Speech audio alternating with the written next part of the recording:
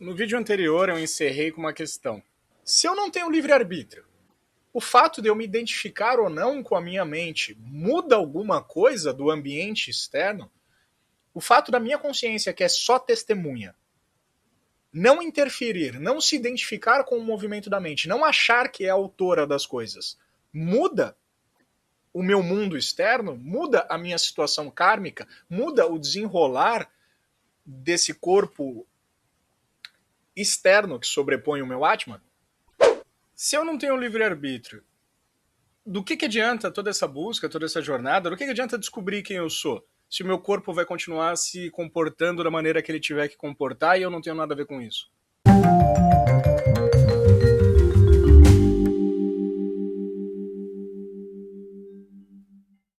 Muita gente chega nessa conclusão, e às vezes até de maneira perigosa, porque a pessoa acha que essa ideia de não ter livre-arbítrio te dá permissão de sair fazendo qualquer tipo de barbaridade por aí.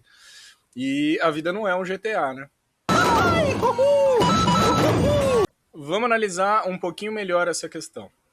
As cenas a seguir são uma representação humorística e artística, para propostas educacionais e didáticas. Nenhuma droga foi utilizada na gravação desta cena. É copo vazio, farinha de trigo e guardanapo.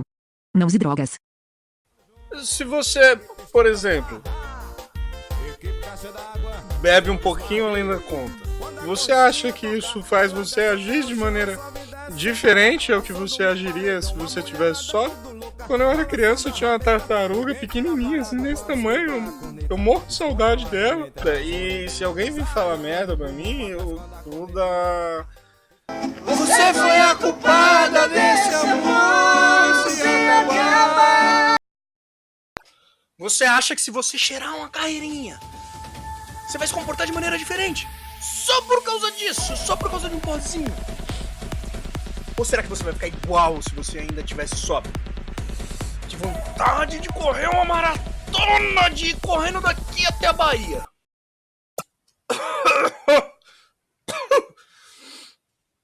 Você acha que se você fumar um banza, você vai se comportar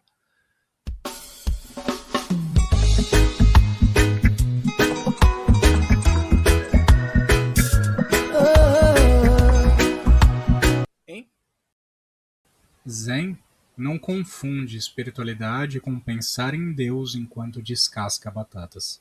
Espiritualidade Zen é simplesmente descascar batatas. Então, eu acho que fica fácil da gente perceber que o seu eu com minúsculo, essa aparência externa, essa entidade, se comporta de maneira diferente com uma simples introdução de uma substância no seu organismo. E aí você pode falar, mas você está falando de coisa química, você está falando de coisa física, de uma substância que você ingere. É claro que um componente químico inserido no corpo vai parar no cérebro e o cérebro vai se comportar de maneira diferente. Sim, essa questão é muito válida. E é por isso que eu tenho o próximo exemplo na manga. Quando você está ignorante sobre um fato, você se comporta de maneira diferente do que se você soubesse a verdade sobre aquilo? Alguns exemplos. Se você soubesse que debaixo do sofá da sua sala tem 10 quilos de ouro, qual seria a diferença da sua vida antes de descobrir isso e depois de descobrir isso? A gente não injetou ouro no seu organismo, o ouro não foi parar no seu cérebro, mas eu tenho certeza que alguns comportamentos seus vão se modificar depois que você descobrir que tem ouro embaixo do sofá. Provavelmente, a ignorância desse fato te traz desespero, sofrimento, aflição, ansiedade em relação à sua vida financeira, e o conhecimento dessa verdade te traz tranquilidade, paz de espírito, calma, pelo menos na área financeira, não é verdade? Da próxima vez que chegar um boleto para vocês pagar, não vai mais ter ataque cardíaco, não vai mais ter ansiedade, você não vai ficar chateado, não vai descontar na sua família, não vai descontar nos seus amigos, não vai passar o dia emburrado. Por quê? Pelo simples fato de que você descobriu que o tempo inteiro tinham 10 quilos de ouro embaixo do seu sofá. Se alguém bater no seu carro e você tiver que pagar o conserto, que conserto? Que paga conserto? Vai lá e compra outro, você tá milionário. Se um dia você estiver doente, quebrar uma perna, alguma coisa, precisar ir para o hospital, vai para o melhor hospital. Ou seja, a sua reação em relação a eventos idênticos, antes de saber de um fato e depois de saber de um fato, pode mudar completamente as suas reações. E, consequentemente, vai mudar toda a cadeia de eventos dali para frente. Eu poderia dar inúmeros exemplos de situações em que você ficaria extremamente ansioso, nervoso e preocupado com uma situação, justamente pela ignorância de não saber a realidade daquele evento, e o seu oposto, depois que você descobre a verdade, percebe que não era tudo aquilo que você estava fantasiando. Por exemplo, se você tem uma esposa e chega em casa e sai um cara sarado do seu quarto, só de toalha. Eu acho que pode rolar muita tragédia aí até você descobrir que, na verdade, aquele é o primo da sua mulher e, na verdade, ele tem um namorado e não rolou nada entre eles. E também o oposto, se você tem um marido em casa e chega aí, sai uma mulher de baby doll andando pela casa, e aí você vai descobrir que, na verdade, aquela ali é a irmã dele. Muita coisa pode dar confusão, tragédia, briga, morte, pela ignorância. E eu acho que eu não podia deixar de trazer o exemplo clássico, que é o da corda e da cobra, que você vai ver isso repetido inúmeras vezes em tudo quanto é literatura. Se você está voltando para casa, tarde da noite, passando por um bequinho, olha para o lado e vê uma corda enrolada, que você jura que é uma cobra, como é que você se comportaria?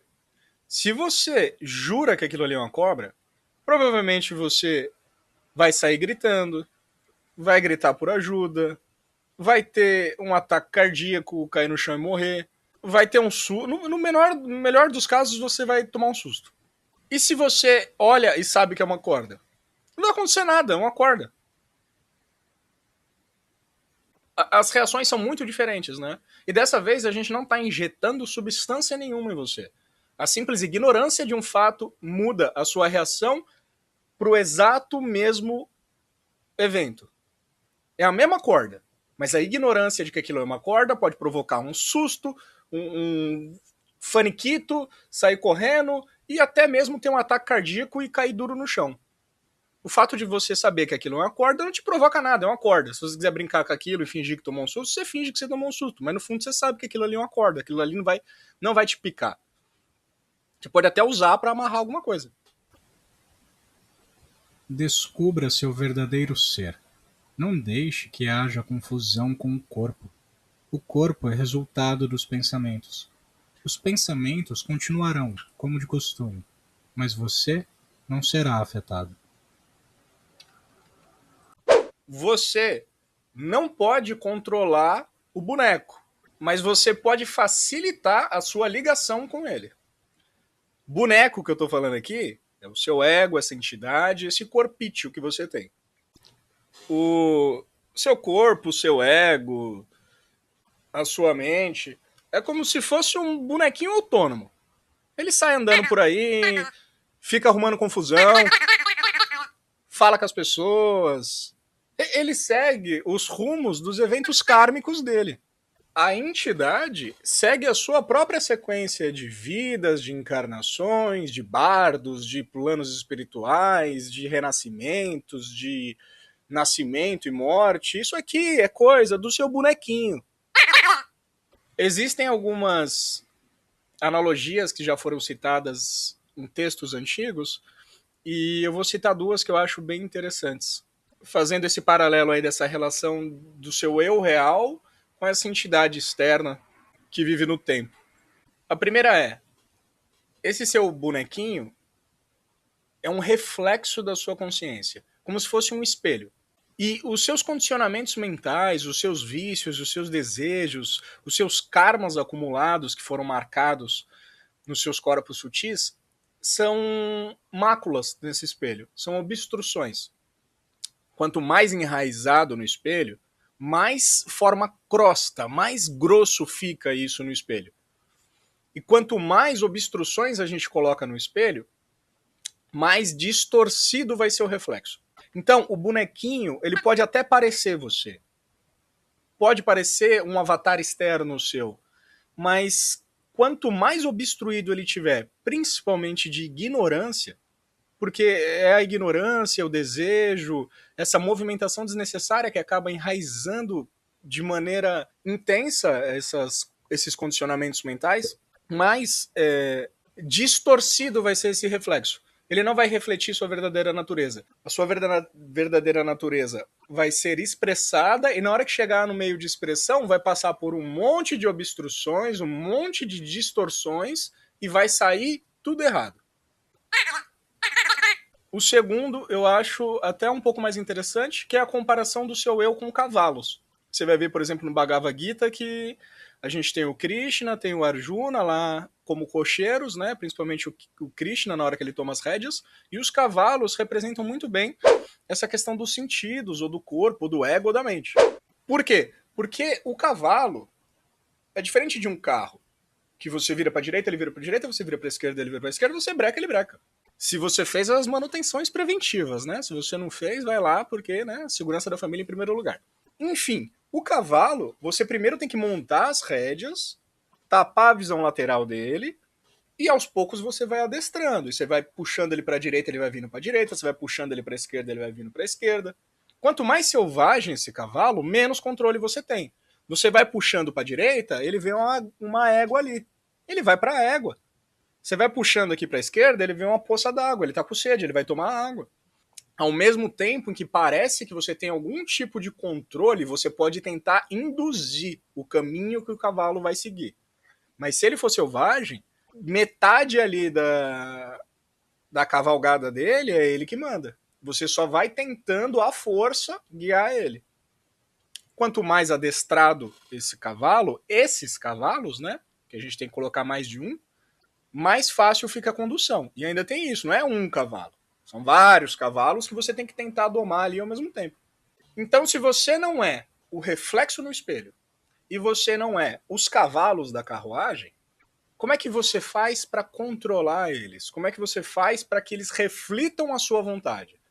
Como é que você faz para que aquele espelho reflita a sua essência real? E como é que você faz para que aqueles cavalos sigam o rumo que você está tentando direcionar para eles?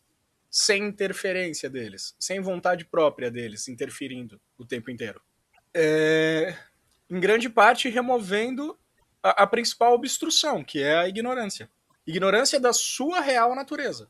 Porque a ignorância em si é uma grande causadora de conflito, de problema, de violência.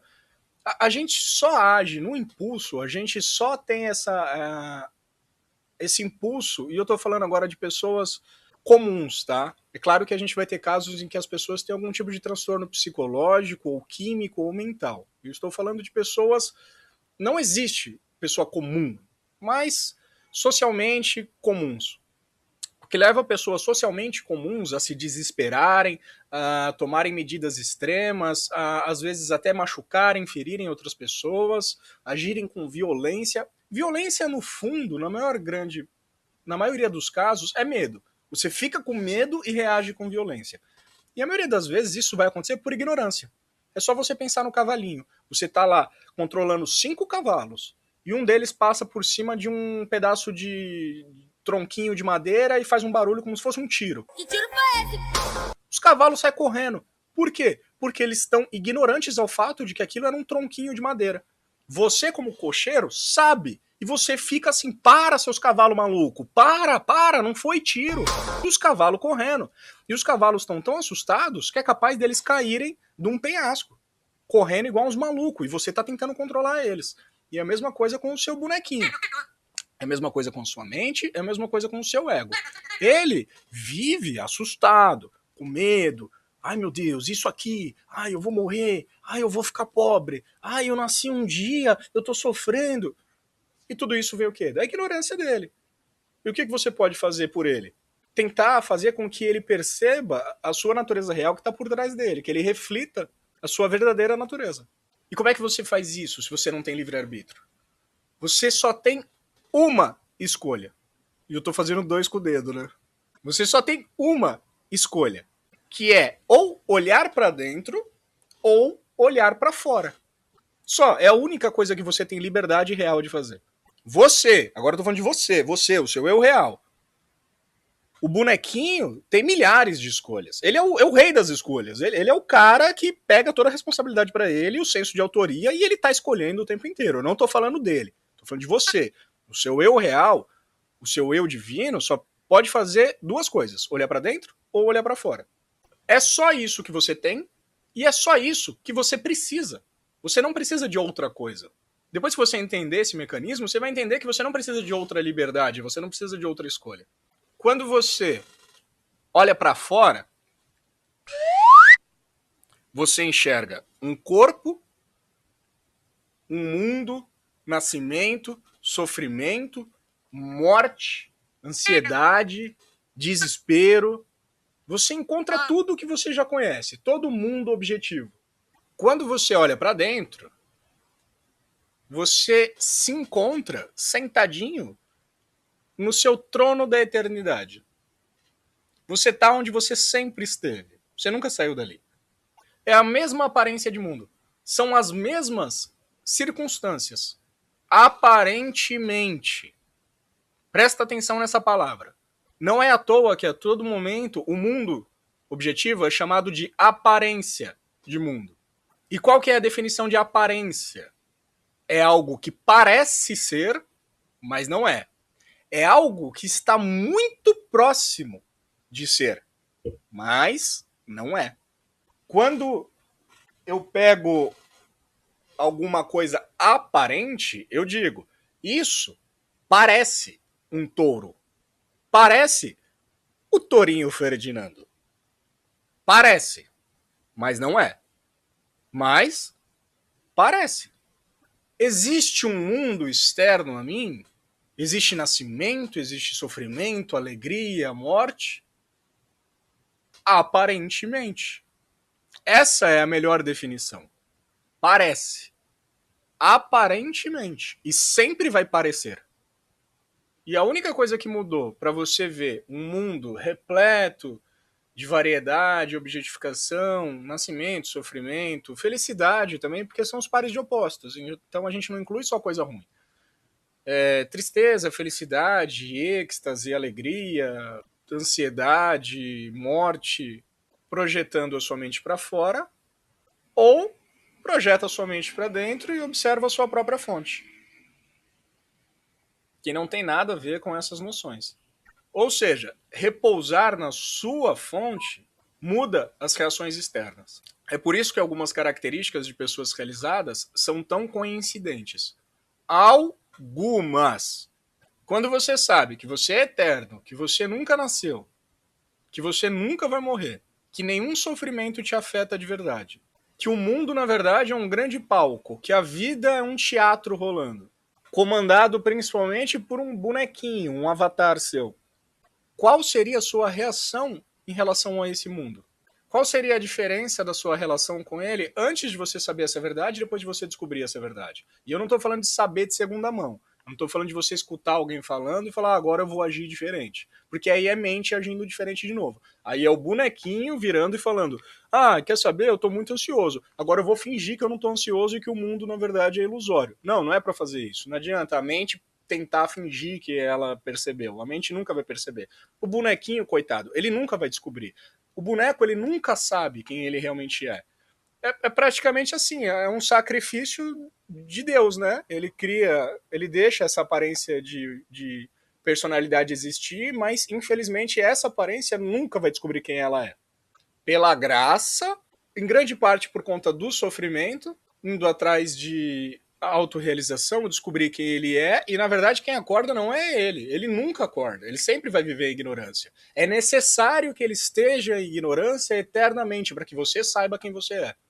No máximo, ele pode refletir você com o máximo de pureza possível, mas ele ainda precisa existir sempre. Se um dia o boneco olhar para trás e falar, vixe Maria, eu era ele o tempo inteiro, você não existiria. Isso é impossível. Não tem como o boneco descobrir que ele é você. Na hora que o boneco descobrir que ele é você, é igual dividir por zero. É um paradoxo, não tem como fazer isso. Na hora que você fizer, você não existiria. Você não existiria para ter feito a pergunta e nem para ter feito um boneco. O boneco nunca sai da jaula.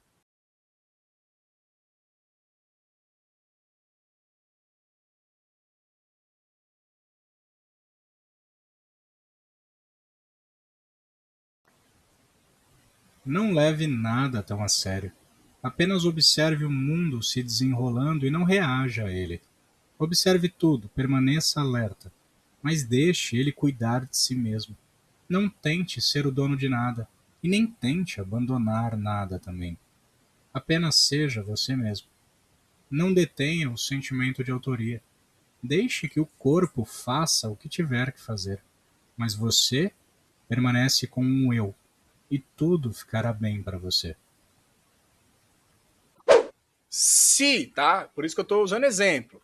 Mas não confunda. João, Maria, Paulo, Roberta não acordam. Não descobrem quem são. Quem descobre é a sua essência, que não tem nome. Mas vamos supor, né? Para deixar o diálogo mais interessante. Se você descobrisse tudo isso, que você é eterno e tudo mais, como é que seria a sua reação em relação ao mundo? Qual seria a sua relação em relação a outras pessoas, em relação aos animais, em relação ao planeta? Qual seria a sua reação sabendo essas informações? De maneira direta, vendo com seus próprios olhos. Pensa em cada aspecto da sua vida. Porque agora a gente não está falando em achar barras de ouro, porque até barra de ouro traz sofrimento. Porque você vai pensar que você tem dinheiro, mas você pode perder, podem tentar te roubar. Imagina se você descobrisse e percebesse que você o tempo inteiro era Deus e que você nunca foi afetado por evento nenhum e que era tudo aparência de mundo. E você está aí muito bem no seu troninho da eternidade. Qual seria a sua reação do mundo em relação a todos os eventos da sua vida? E não só você. A única maneira de você perceber que dentro de você existe um Deus, se você perceber que esse mesmo Deus existe dentro de todo mundo, sem exceções. Desde o tio do pavê, a Madre Teresa de Calcutá, ou o ser humano mais desprezível que você puder pensar, que você talvez conheça aí na sua mente, mesmo que seja uma figura histórica. Todos eles são você. Você é tanto o Jesus que foi crucificado, quanto o cara que enfiou a lança nele. Não tem exceções. Não dá para falar, mas esse aqui não, esse aqui é do mal. Até os demônios você é. Você é tanto os deuses, quanto os demônios. Você é todos. Todas as merdas que podem ter acontecido, tudo de bom que pode ter rolado, todos, sem exceção, são obras suas, da sua consciência real, feitas através de avatares, bonequinhos. E se o bonequinho reflete de maneira distorcida, e por medo ele comete atos de maldade, ou sofre, ou vive uma vida até tranquila, mas vive em ansiedade, em sofrimento, em depressão, é por conta dessa ligação entre o seu bonequinho e o seu eu real que não está bem estabelecida. O coitado vive em ignorância e não sabe o que está rolando, igual cavalos selvagens. E a qualquer mínimo sinal de perigo, ele já se desespera e sai correndo. E nessa, ele pode se ferir, ferir outras pessoas, passar uma vida miserável. E o que acontece? Você tem que ter compaixão com esse seu reflexo. Você não quer um reflexo todo zoado, refletindo uma vida de merda. Se você não tem livre-arbítrio para encaixar no boneco e sair mexendo por ele, porque sempre, e eu repito, sempre vai existir essa distância entre o seu ego, a sua mente, o seu boneco e você. Se você não pode encaixar nele, o que você pode é fazer a única coisa que você pode fazer.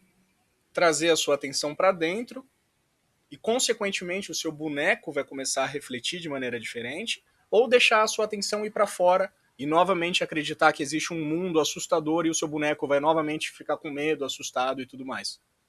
E aqui, eu te afirmo, você não pode encaixar no boneco e sair se mexendo como se você fosse ele. Porque essa falsa identificação é causa de ignorância e de sofrimento. Mas, repousando a sua consciência para dentro, repousando ela na sua verdadeira fonte, que é inascida, automaticamente o seu reflexo vai mudar. O seu bonequinho vai agir de maneira diferente. Por quê? Porque a causa da distorção foi eliminada. O reflexo agora do espelho está mais límpido.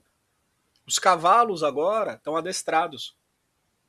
E os cavalos podem muito bem representar não só o corpo, como os sentidos. Os seus sentidos estão voltados para dentro. O cavalo vê a poça d'água e ele não vai beber ali só porque ele está com sede, ele consegue pensar no longo prazo. Ele consegue ver uma égua e não desviar do caminho, porque ele sabe que ele tem um destino, ele sabe que ele tem um caminho a cumprir. Mas, se quando você elimina essa ignorância e reflete a sua verdadeira natureza, então todos os sábios, libertos e realizados deveriam ser pessoas que refletem de maneira idêntica, né? Não! Deixa eu até ter ajuda aqui. Não! Você vai encontrar pessoas realizadas dentro de cavernas, eremitas, usando só tanguinha, igual o Ramana Maharshi, fumando igual uma chaminé, comendo carne e gritando com os outros, igual o Nisargadatta Maharaj, enchendo a cara de saquê e tendo uma família normal, igual o Alan Watts. Você vai encontrar de todo tipo. E é aqui que entram as famosas vasanas, as impressões kármicas. Coisas que vão sendo trazidas ao longo de várias vidas. São impressões que ficam marcadas. Por mais que você limpe o espelho ou adestre o cavalo, ainda tem algumas coisas que ficam ali. E essas coisas precisam ser queimadas, elas precisam ser expressadas. Nem que sejam até o final dessa vida. Mas você precisa terminar de queimar essas impressões. Nisargadatta era fumar igual um maluco. Alan Watts era ser um alcoólatra. Ou seja, existem características que não podem ter em uma pessoa que foi, como diz a palavra, iluminada, ou que se realizou e descobriu quem era, um sábio. Eu prefiro falar que é um sábio. Não existem características certas que ele tem que ter, não existe um manualzinho de instruções. E, mais importante, se não fossem por esses vasanas, se não fossem por essas impressões kármicas, você nunca escutaria da boca de ninguém a verdade. Porque se houvesse um ser totalmente perfeito, iluminado, realizado, que não tivesse vasanas, ele seria uma pessoa em estado de sono profundo, porque não teria nada para ele expressar. A perfeição é nada. A perfeição não é nada. Não tem como expressar ela. Então, um sábio realizado, por dentro, ele está perfeito. Esteja ele fumando, gritando, enchendo a cara ou sentadinho de tanga em meditação. O que importa é o dentro dele, o fato dele estar repousando na sua própria fonte, e o seu bonequinho, como eu disse, ele sempre vai ter que existir. Sempre. Ele é a causa da aparência do mundo. Ele, por mais límpido que ele esteja e refletindo o seu reflexo verdadeiro, ele ainda tem condicionamentos. E é através desses condicionamentos que ele se expressa. E ele tenta expressar o que está rolando lá dentro dele, mas que ele nunca acessa de maneira direta. Os Jnanis de ordem superior, no entanto, são vistos mantendo atividades, porque eles voluntariamente externalizam as vasanas das profundezas da mente e permitem que elas fluam para fora. Sua ação é semelhante à de um pai brincando com seu filho, movendo seus bonecos, rindo com a vitória imaginária de um boneco sobre o outro, e parecendo sofrer com os males do outro. E assim por diante. Da mesma forma, os sábios com mente múltipla desfrutam de prazer ou dor por suas ações. As vasanas que não são desfavoráveis à realização não são arrancadas pelos jnanis de classe mais elevada, pois eles não podem procurar outras novas para sobreporem às antigas. Assim, as antigas permanecem, até que se exaurem, e por isso você encontra entre eles alguns irritáveis, alguns lascivos, e outros devotos e dedicados ao dever. E assim por diante. E é por isso que eu já falei em outro vídeo, e eu fiquei de fazer um vídeo sobre isso, que eu farei outro dia, de que é impossível descobrir quem é realizado só olhando por fora. É muito fácil imitar uma pessoa realizada. Você só pode confirmar se um diamante é diamante se você souber o que você está procurando. Se você for um leigo e eu te der um diamante e um binóculozinho, eu nem sei qual que é o nome daquilo, porque eu sou um leigo de diamante, e falar para você, ó, me diz se isso aqui é falso ou de verdade, sei lá. Você pode me dar um de plástico feito na China que talvez eu ache que é um diamante. Ou seja, se você não sabe o que você está conferindo, é fácil ser enganado. E a única maneira de você saber se você está sendo enganado ou não, se você está falando com um charlatão ou alguém que realmente sabe o que está falando, é se você souber o que é esse estado que ele está descrevendo. Você, só você. Não adianta você pegar manualzinho de outras pessoas. Não adianta você encontrar mestrezinho por aí que vai te dar um manual do que é uma pessoa iluminada, do que é uma pessoa realizada. Você nunca vai saber se você está comprando um ingresso para o workshop de alguém que vai te enrolar, ou se você está indo realmente numa reunião de alguém que vai te falar a verdade. Por isso que, fundamentalmente, você deve se preocupar com uma só coisa: acordar. Você tem que acordar. Se não, até você reconhecer por você mesmo o que é a realidade, e a realidade não pode ser descrita, só pode ser experimentada, você está sujeito a acreditar em qualquer panaca por aí. Você está sujeito a acreditar em qualquer história. Porque, fundamentalmente, todas as histórias estão certas. Todas as histórias são reais. Então, não adianta chegar e falar: ei, moço, se eu só te perguntar uma coisa, antes de comprar esse cordãozinho que você vende de R$ 400 e que você jura que vai ativar minhas funções quânticas e modificar as células do meu espírito e tudo mais, deixa eu te perguntar, você é iluminado? Porra, mas que pergunta idiota, né? A pessoa pode te responder sim. E como é que você vai saber se ela tá falando a verdade ou não? A pessoa pode responder. Qualquer maluco pode virar para você e falar: eu sou realizado, eu sou iluminado. E como é que você vai saber se isso é verdade? A única maneira de você saber é se você souber de que estado você está falando. Do que você está perguntando. Para com isso. Acorda você. Se preocupa com o seu umbigo. Aqui. Ele não tem umbigo, mas se tivesse, estaria aqui. Se preocupa com o seu umbigo. E depois que você descobrir quem você é, você não vai ter que perguntar nada para ninguém.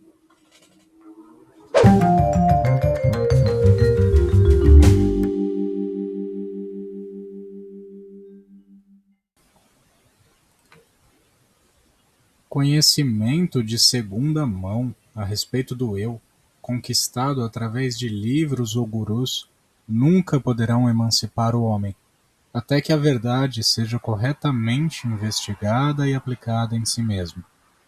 Realização direta sozinha fará isso. Portanto, siga meu conselho e realize-se, direcionando a mente para dentro.